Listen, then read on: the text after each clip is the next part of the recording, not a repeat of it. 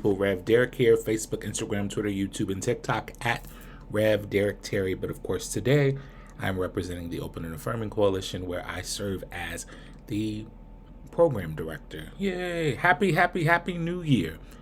This is our very first podcast, our very first episode of The Intersection, an ONA podcast in the year 2024. Thank you for all of your support in 2023, and we are so excited and grateful for your work and for your ministry.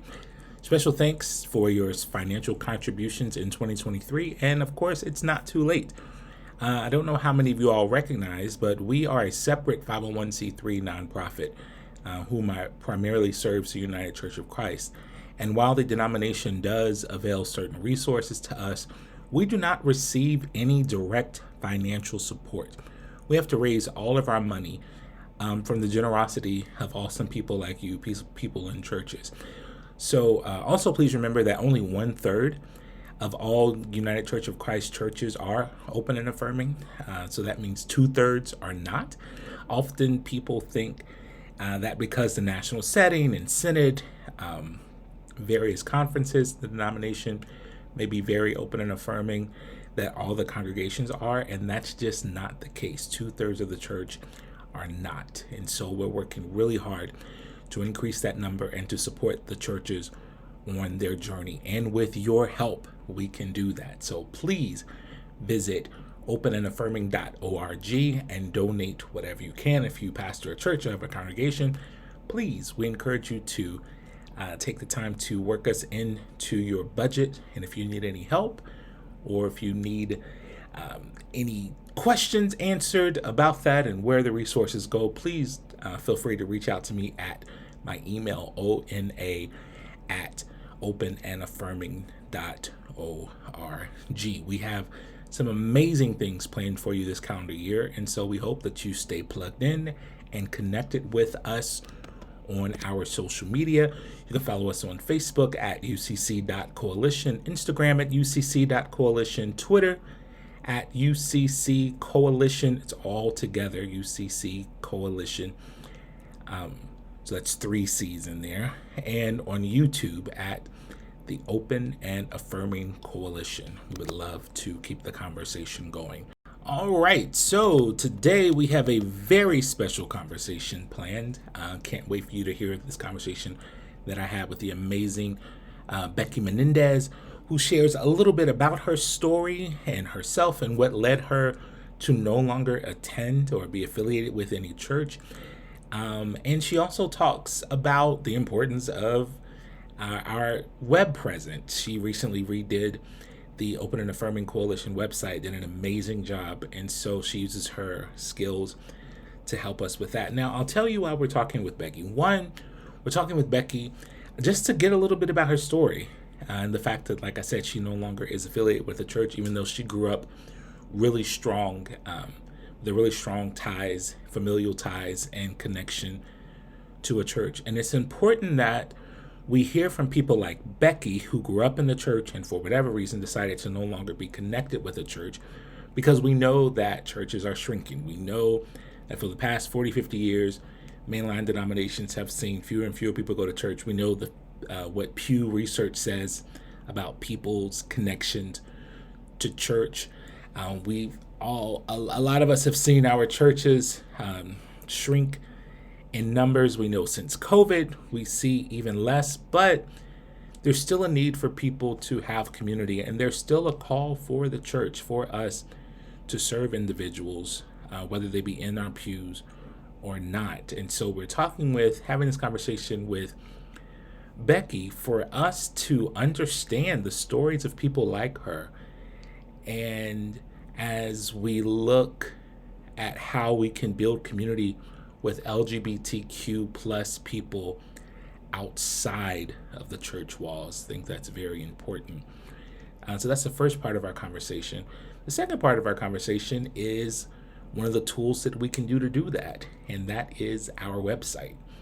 It's very important that churches have a web presence. One of the first things that people do before they check out a church is go online and see what they're talking about. Look at their socials, look at their website. And so Becky talks to us about that and gives us just a very basic tips for how we can do that. So this January, as you think about how you serve, and as we prepare for the Lenten season, as we prepare for the summer, we can think about our church website. So without further ado, let's jump into that conversation. Here we go. Awesome. Welcome to the Intersection and Open and Affirming podcast. It's your host, Reverend Derek, at Rev Derek Terry on Facebook, Instagram, Twitter, YouTube, and TikTok. He, him pronouns. And I am here with Becky Menendez. Woo! Pronouns she and they. How are you doing today, Becky? I'm doing pretty well, Derek. Awesome. Becky is the owner of BX More Digital, and we'll find out more about that in a little bit later. And I'm also the program director for the Open and Affirming Coalition. I don't know if I said that, but I am super excited. You're our first host of 2024, our first guest, rather, of 2024. So, yeah. Wow. I know. I'm still getting used to the time and all that good stuff. Did you have a nice holiday and everything? I did. I wish it was a little bit longer, but I enjoyed it, yes. Awesome. So I met Becky a few months ago, I guess several months ago, I would say at this point. The coalition recently revamped our website after a really long time of not doing that. And Becky's company did that for us. And it's an amazing website. If you haven't seen it, it's openandaffirming.org. Please check it out. And we thought just with this new year and with everything going on, it'd be really cool to talk about, that technology piece. But before we get into that, I wanted to learn a little bit more about Becky because your energy was so awesome. You're really cool working with us. I feel like sometimes we were a difficult client just because, big old nonprofit with a big, huge old website. And you were just so cool and patient and helpful. Well, that went both ways. So, Oh, that's awesome. So I'm like, who is this person? This awesome person. So what's your story? Who are you? Where are you from? Anything like that you wish to share with us? yeah. So as you said, my name is Becky Menendez. I often go by Bex with like my close friends and family, which is part of where my business name kind of comes from, between Bex and Be More, which is where I work. I'm Puerto Rican. I'm non-binary. I'm queer, and I'm also polyamorous. And I kind of wanted to make my business in a way that all of that was very transparent, and that the people who worked with me are kind of affirming of those parts of my identity, and potentially that my business is affirming to those parts of their identity if they share them. Oh, that's awesome. And I appreciate that. I remember when before I came out and I pastor a church and all that good stuff. I came out in a very public way on national television, all this big stuff. And I was doing some consulting for churches and nonprofits and that kind of thing. And there were definitely people once I came out that didn't want to work with me anymore because they thought, what type of Christian I am. And that, they freaked me out because I was like, oh, this is money and this is this. But I love the idea of leading with your truth, because what has happened is it's opened up doors beyond my wildest dreams. Just even this job that I have right now, right? Yeah. That I wouldn't otherwise have. So that's awesome. Awesome. So are you from Puerto Rico? My family is from Puerto Rico, both my mom and my dad. They moved to the States before I was born. So actually I was born and raised in Illinois. Oh, I've hopped around to a couple states since then. Lived in Arkansas, Pennsylvania, Maryland, and for a brief time, about 8 months in South Korea. I taught English as a second language there. Oh my God. One of my best friends, she did that same thing. Oh, yeah. Yep. Taught English in South Korea. So that's cool. So what's your story? You said you identify as non-binary, polyamorous. How did you come to terms with your gender identity, and what types of relationships work best for you? Yeah, I mean that's all happened in pieces. I'm I'm very slow to accept parts of myself that, I'm uh, kind of afraid to accept. And, I grew up in a very, very conservative home. And so a lot of the pieces of my identity were just things that I grew up believing were just not okay. So it probably took me, but, like I didn't actually even think about my sexual orientation until really seriously until like my mid 20s. And from there, it probably took 5 or 6 years to kind of fully embrace that. So I think I came out as queer in like around the time I turned 30. Then it was probably another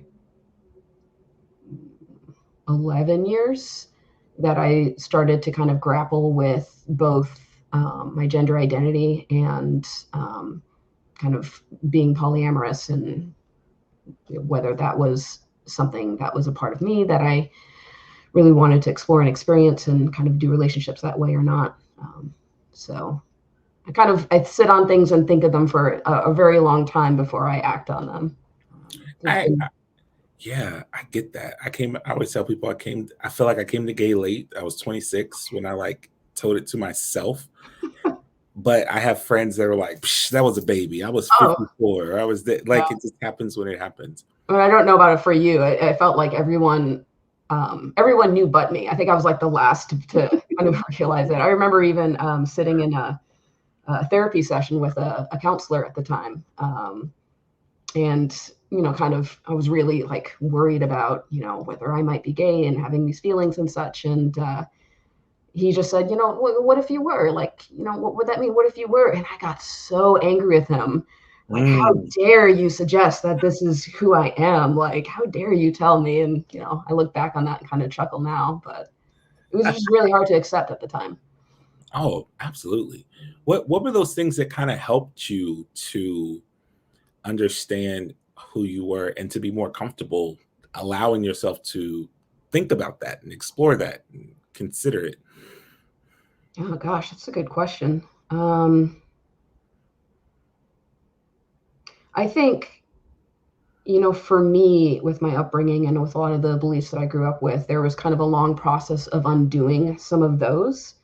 Um, and I think once I started doing that work, it opened up possibilities for me to consider that just were closed doors before then. So I think there was a point of time where I'd done enough work to sit down. And actually, this happened in South Korea. I can remember the day where I was realizing that kind of this possibility that I might be gay was coming up in different ways over and over again, and that it wasn't going to go away. And it was a public holiday in South Korea.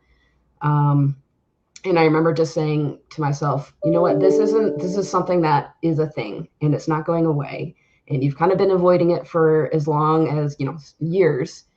And you're going to go and sit down and you're going to start grappling with that. And I brought my journal over to one of the few places that was open at the time. It was McDonald's, and I started writing out. And that was kind of the beginning for me to start exploring that and start letting myself explore that. And That's then being awesome. around more people who were open to that. Most of the people I grew up around and spent most of my first part of my life with, that was not okay. And meeting people who had different beliefs, and meeting people who were queer, and moving to an area where that felt more comfortable and that was something that was more accepted. All those things helped.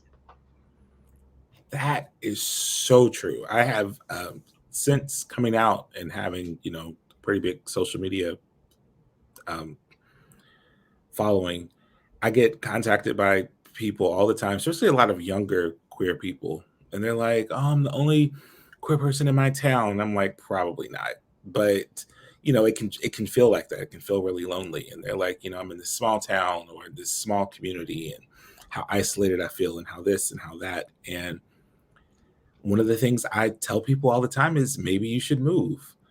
Like and I know like you have friends there, you have family there, but if you feel like you can't blossom, you can't bloom, it can be really liberating to get out of that space and into spaces where that one thing you worry about so much is really not that big of a deal. Like it's just not.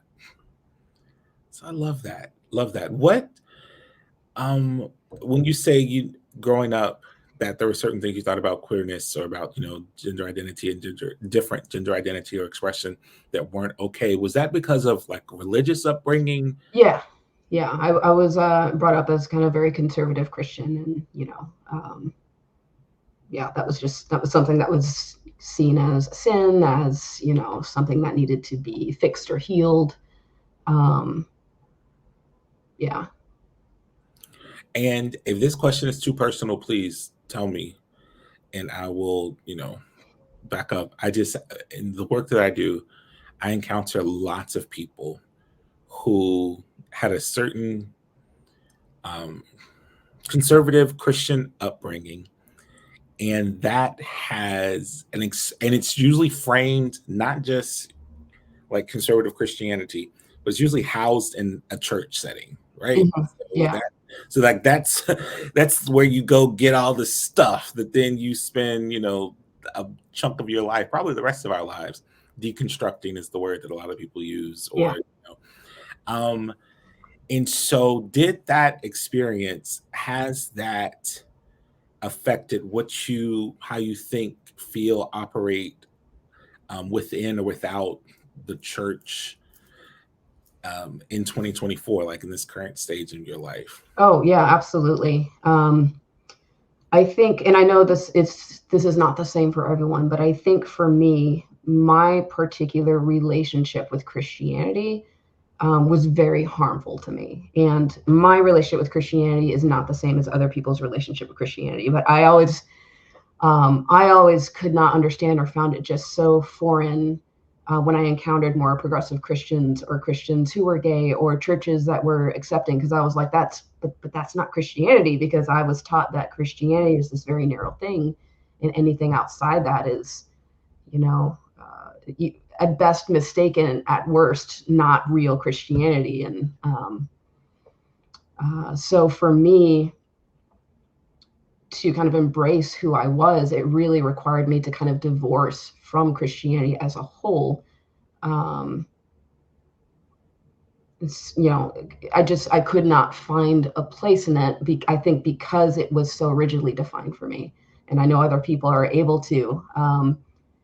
Yet, while I don't necessarily find myself within churches or within Christianity in practice, um, I find myself like at pride parades. Every time the churches come by with their signs, I find myself sobbing, because realizing that is something that other people can experience that I didn't get to experience growing up. Mm. Um, that's like when you were referred to me as a client, even though I'm not part of, the church, even though I'm not kind of part of any of those organizations, I was so impressed by the work that you do and felt that it was really important for those who are in the church, and for those who do really embrace Christianity as part of how they live their life and how they view life.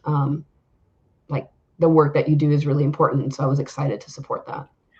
And we were so grateful. Thank you for sharing that, because yeah, I mean, we represent the United Church of Christ. I mean, it's there. We got a bunch of churches all across the country that, I mean, the church that I pastor was built in 1920. The building was built in 1920. But the church was founded in 1876. So there are big, huge white stained glass Jesuses. There are pews. Like, it looks very churchy. Our name is St. Peter's. So it sounds, very, very churchy. And that's something that, as we look at what the church as an institution is now, in this current age, some of those things, the building, the stained glass windows, the pews, are triggering for people. And so there are people who love the idea of community, and there are people in my church who identify as non-Christian. There are people who identify as Buddhist. There are people who identify as agnostic. Um, People who identify as questioning atheists, right? Like, but they like the fellowship, they like community, they like that we come and talk. And it's not like most churches that any of them have ever been to, but there are people who, because the way our building looks, because music, like there are all these symbols and signs that can be really triggering for people.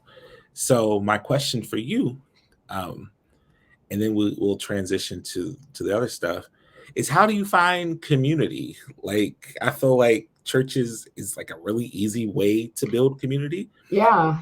So how Yeah, do you and figure it's out the funny. church? I've had other people say this too, but I think one of the things that was really difficult about kind of moving away from that was that loss of this built-in community with these shared values and these shared purpose and like this regular interaction in meaningful ways.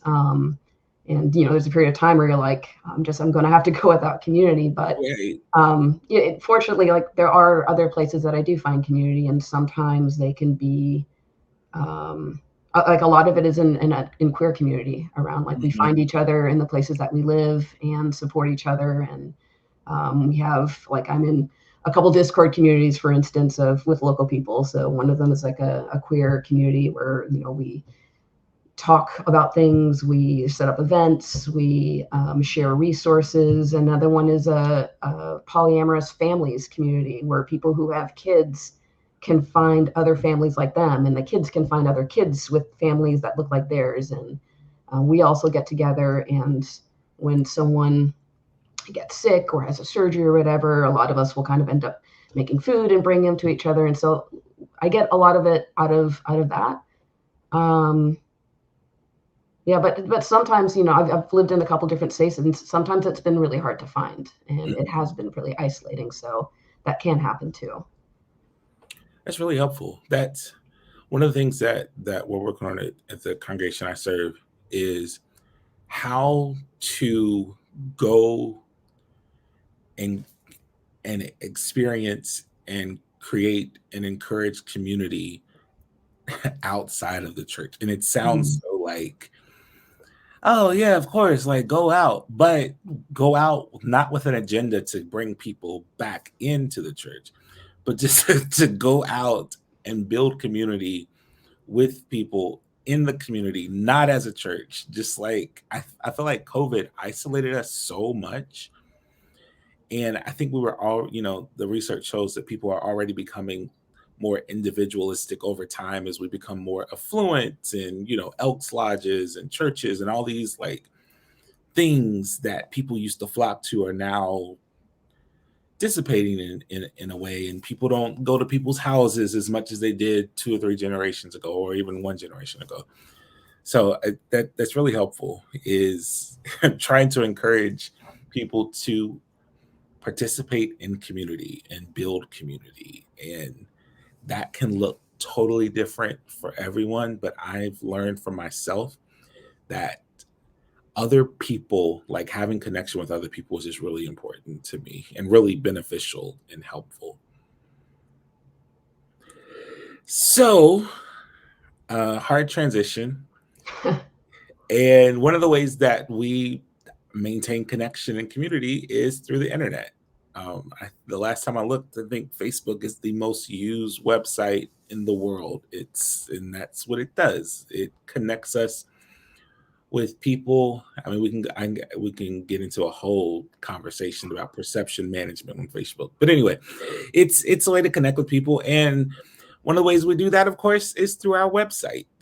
And so most churches probably have a website. Do you think that churches that are, trying to be relevant or trying to have ministry in 2024 and beyond, do you think it's necessary to have a website anymore? Because some people think it's not.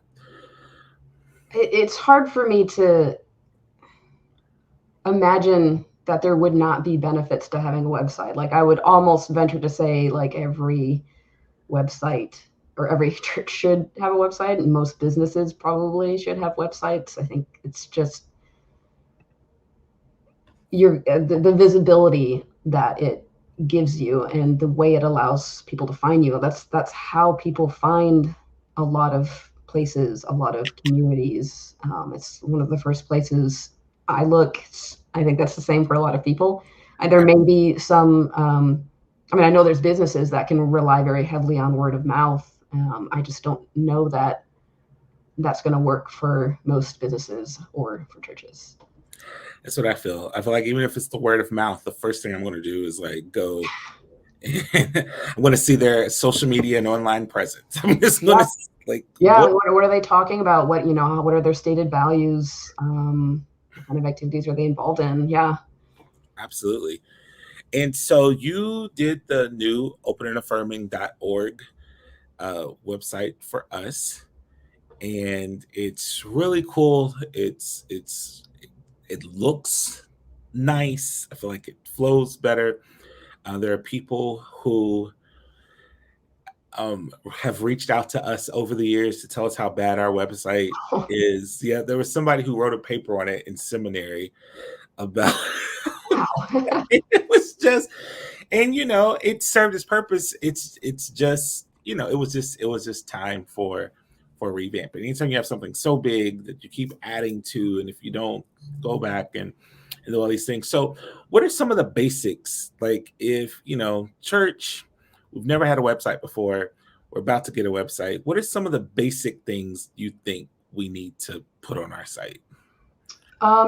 I mean, I really think it depends on the church. I think this is true for most websites. I kind of spent some time thinking about this because I knew you were going to ask me this, and I actually thought a lot about. So I'm actually a full-time instructional designer, which means I help.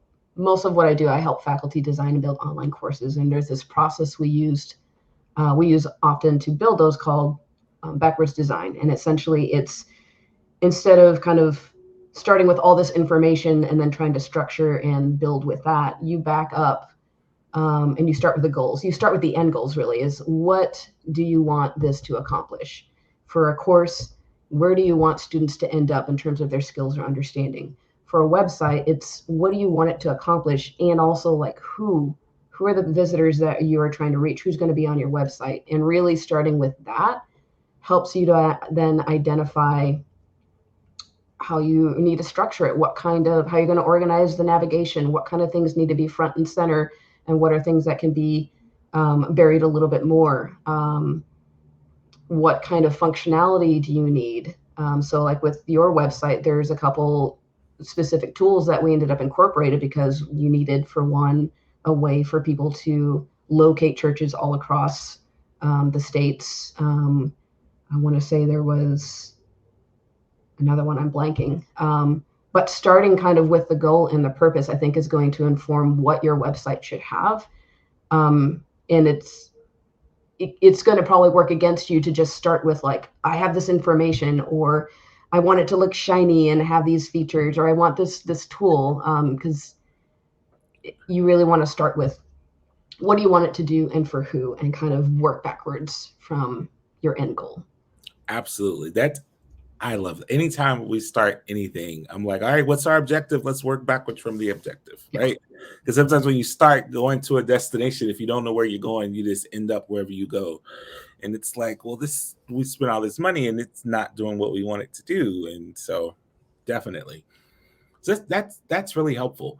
What do you think about websites? I feel like I go to a lot of church websites and they're really like the information is outdated. Mm. Like you'll click on a newsletter and it says December 2021, right? And so what do you think about, I feel like that's what a lot of people will say that, oh, well, I don't have the capacity to keep something up to date or so what do you think about that? Um, Again, it probably depends on like the main purpose of your website or what visitors are most needing from your website. So for instance, if they are needing mainly to find where your church is and when your services are and kind of just what you're about, you can have static information on your site that's going to meet that purpose. It doesn't necessarily need to be updated super often. And maybe if you have a newsletter somewhere else on the page that isn't super up to date, someone might notice that, but it's not going to be a big deal breaker for them because that's not what they need most.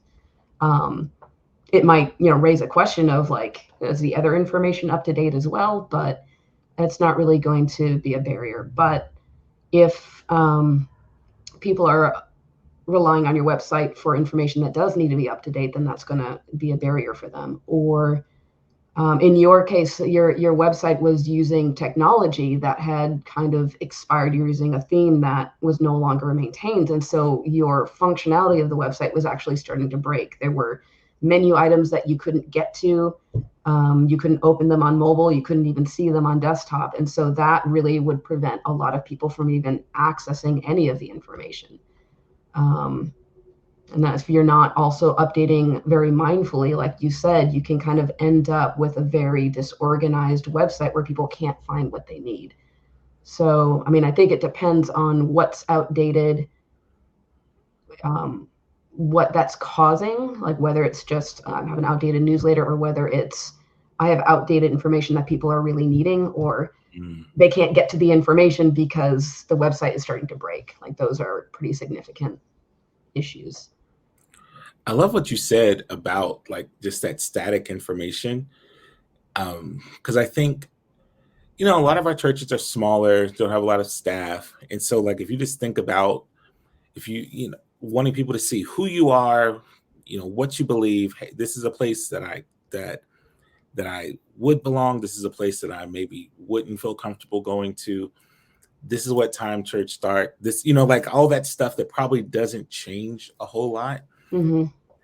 If you don't have the capacity to update, if you just keep that core, there's that core information. So when people look it up, they see there's a site, they see your open and affirming, or they see what you believe. I always tell people when we do flyers at my church, we put a progress pride flag or some type of 100% hate-free zone on everything to one, let people know, oh, this is a affirming place, and then two, let people know if affirming churches is not your thing, don't don't come, because I don't want you to be uncomfortable either.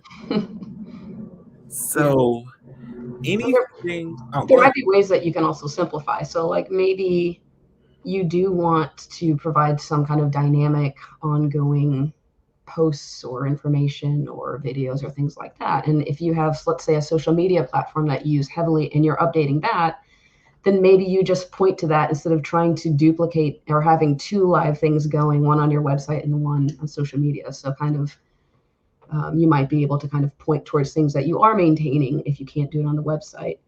The other thing that I'd mention that just occurred to me when you were talking is that even if you're not planning to update information, or you don't need to because the static information is fine, you'll probably want to keep in mind what platform you're using. So I work a lot in WordPress, and we built your website in WordPress. And WordPress is one of the platforms that requires a lot of behind the scenes updating to make sure that it keeps working and to make sure that it's secure. And you saw kind of this big handoff manual that I gave you saying, like, here's all the plugins that are on it. Here's how often you want to update those. Here's when you want to update your theme. Here's when you want to update WordPress. Here's when you want to run a security scan. So if you know that you have a website that you're not going to be able to maintain a lot, that might influence what platform you choose. You may want to either pick one that does a lot of that updating for you, so you don't need to worry about it, or you might want to pay someone who can update some of that, keep some of that updated for you, so that your website doesn't start breaking or it doesn't get hacked or things like that. Mm-hmm. What are some of the things that you look at and make you say, oh, wow, this is a really good website? I think it's one. Sometimes I hear this phrase or this saying is that if I don't think about how impressed I am with the website, then it's probably a good one, because I want my attention to be on what the website is offering me, like what it is I came there for. And if I'm not distracted by, oh, this is really well done, or it's not really well done, then it's probably doing a good job. Mainly for me, I think the most important thing is being able to find the information, like clean, logical navigation, clean layouts, so that as I'm like reading, it's not very cluttered, it's not distracting, it makes sense. And then sometimes I can find myself impressed by copywriting, which is not a gift of mine, when a website can really like has its own personality. Like I can feel like I can personally connect with it with the way that it's written, or kind of even just the aesthetics that are used. I sometimes find myself being like, "Oh, like this is a website I really connect with." I feel like it's speaking to me personally versus um, kind of some AI generated copy that does the job of conveying information, but doesn't connect with me, doesn't really have personality. Absolutely. I love that. I never even thought about that. But if you think about it, it is like an usher. It really is a greeter. Like it's something that communicates with someone in a way that we can't yet because they're trying to pick up on that. Anything ever like weird you out or turn you off when you're on the site? I mean, if it's not working, if it's slow, if it's taking a while for pages to load, a lot of people will click away from it instead of waiting, and that time becomes faster and faster. That people will do that. Um,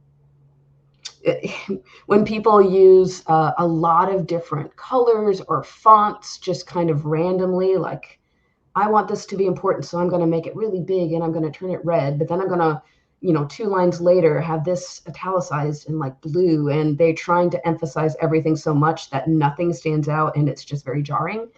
That is something that I'll notice very quickly. Um, if it's not responsive, meaning that if you kind of adjust your window size or if you try and open it on a mobile device, it doesn't kind of change to fit the screen. You either have to zoom in or kind of scroll over to find information. So that's something else that'll stand out to me. Absolutely. Are there any, I mean, of course, there are things that we can do like WordPress. I feel like WordPress, if you're not that website savvy, can be a little daunting, honestly. But like, there's Squarespace and was it Weebly and Mm-hmm. all these other, are there any of those? Maybe that's not necessarily that you could recommend or that you think may be easier for people who have a basic, skill set to work with or anything like that that you would suggest? Yeah, I mean, I hesitate to recommend Wix for other more kind of business Right. philosophy purposes, but as a tool, it is a very user-friendly one that a lot of people use. Weebly is another one, Squarespace, Shopify, and those are better choices, I think, if you are um, not if you don't have a lot of technical skills and if you don't have the time or the expertise to be able to kind of do some of the behind the scenes maintenance. They will do a lot of that for you. There's still things that you may need to know on how to use them well, um, so that you are, for instance, um, like your site ranks higher on Google searches, or it's accessible and things like that. There's still things you need to know. The one thing that you'd want to keep in mind if you're starting with a site like that, so like Wix, for example, is that if your website does end up growing and you need to add functionality, or if you ever do want to move it, adding functionality, depending on what you're doing, can add up. Like it can start as a cheaper option, but it can get more expensive than other alternatives. So some people will start with Wix because it's cheaper, but if their website needs to do a lot, especially down the road, then that can end up not being the most cost effective option. The other thing is if it grows in a way where you do want to switch to, say, WordPress or a different platform, it isn't one where you can just transfer the content. You basically are going to be forced to kind of recreate and pull your content over manually and rebuild. So that's just something to keep in mind. Oh, that's really helpful. So we of course work with you to redo our website. And like I said, we gave you, I think I forgot how many pages we gave you.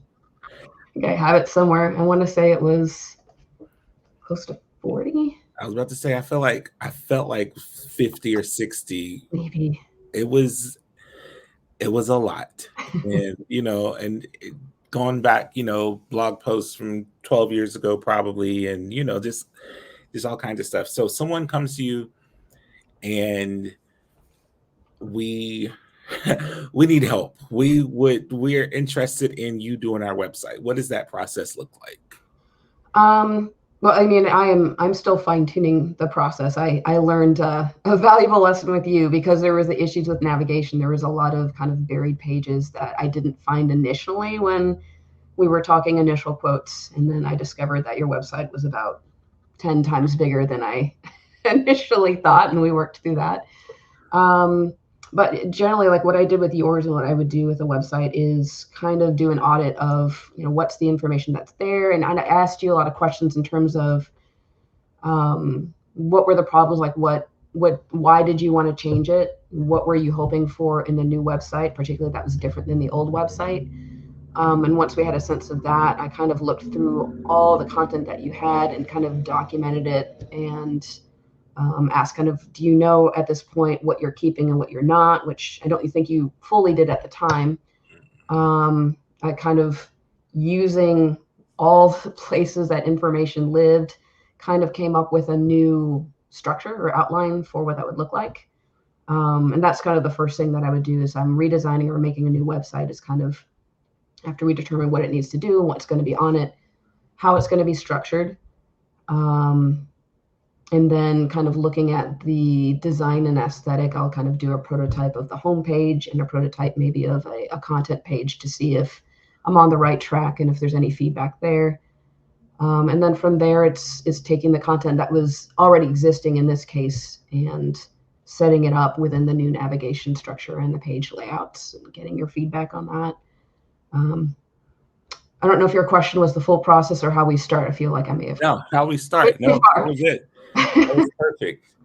How do people find you? How do they find your work? How do they find these?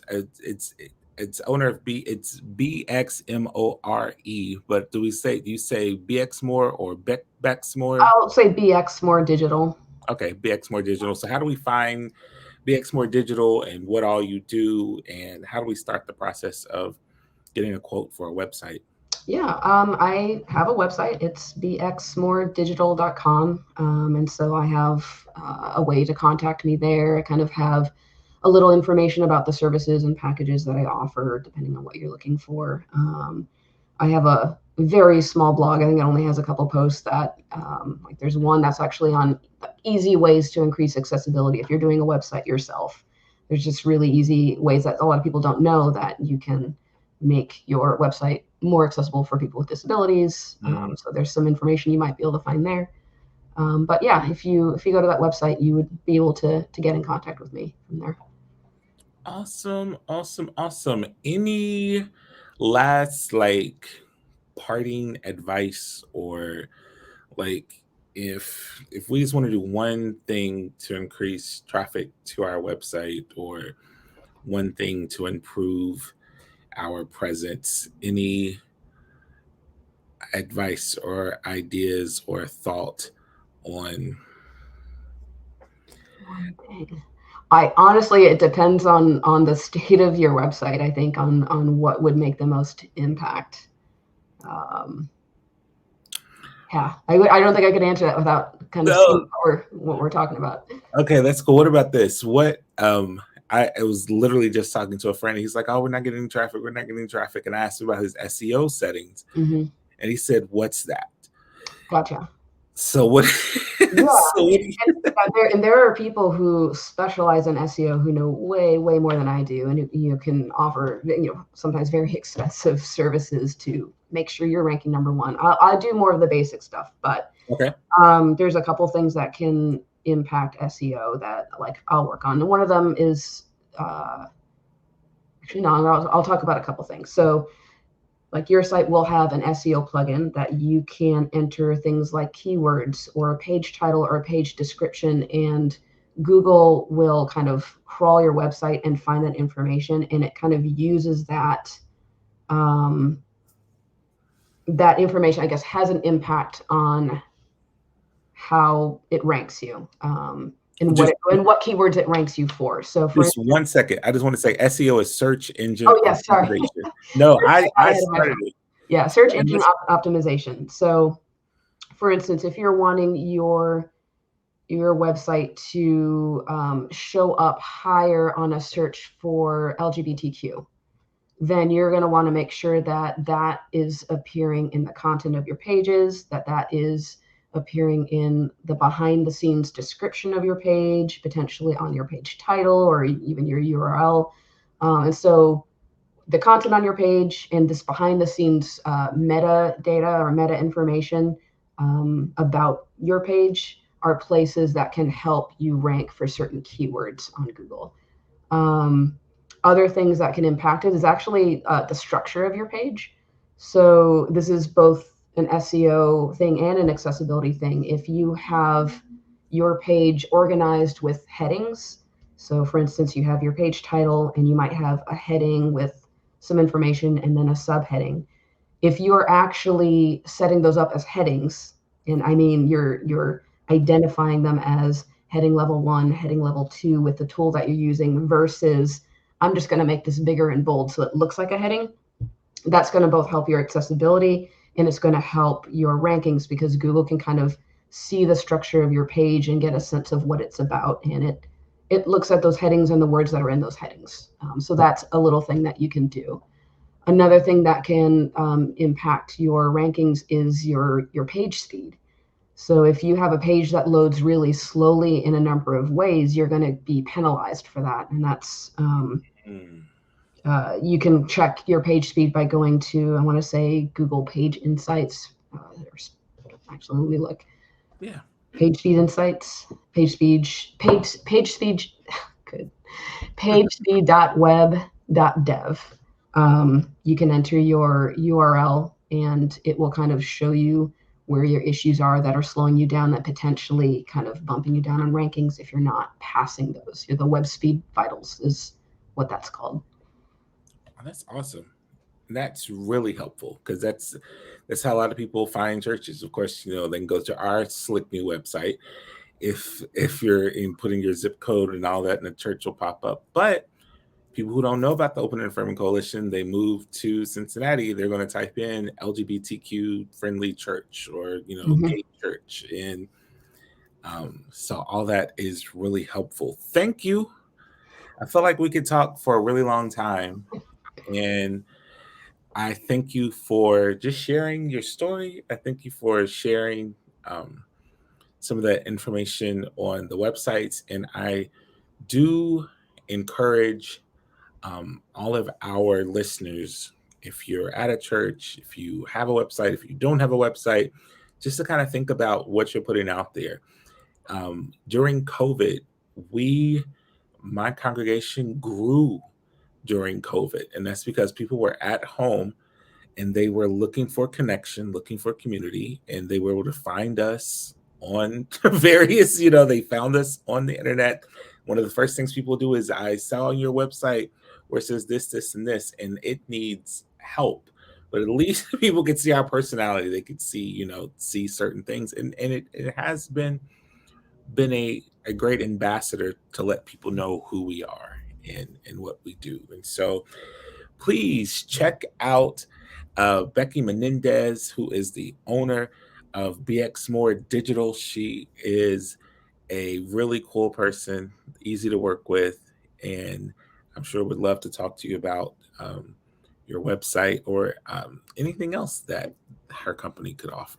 Any parting words, Becky?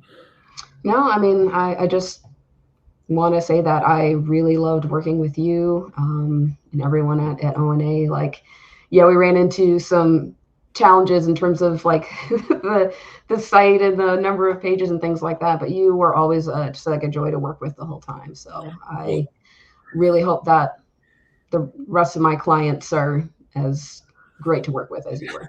Well, that's good to know because we kind of felt bad. We're like, oh my goodness, this is a bigger thing than we thought. But thank you for all of your help, and thank you for listening to the intersection of Rev Derek here, Facebook, Instagram, Twitter, YouTube, and TikTok at Rev Derek Terry, and we're super grateful for Becky Menendez, the owner of BX More Digital. You all take care and God bless. Bye.